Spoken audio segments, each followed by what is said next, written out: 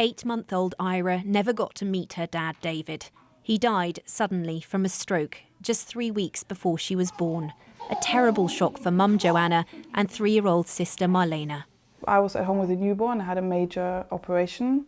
I had a grieving child who was crying for her father. But then a further shock. Joanna was told David's name could not appear on Ira's birth certificate.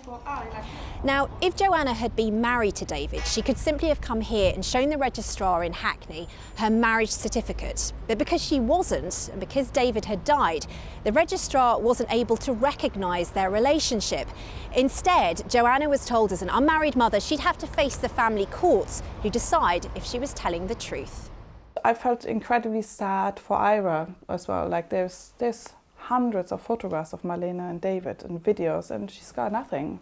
And also for him, I kind of think he didn't even get to see her.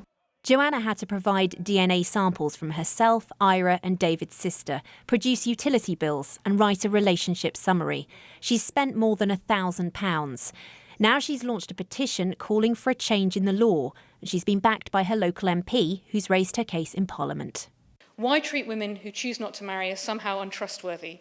Why not enable registrars to seek evidence and act and use their own professional judgment?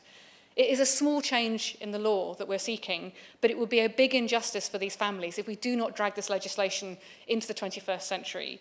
Not everyone has been so supportive. Some on social media asking why, if you want the rights and commitments of marriage, you don't just get married.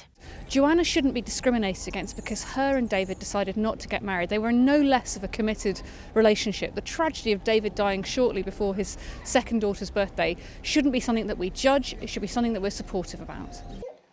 The Home Office says it's important that birth certificates are recorded accurately. But Joanna says this could be done by the registrar.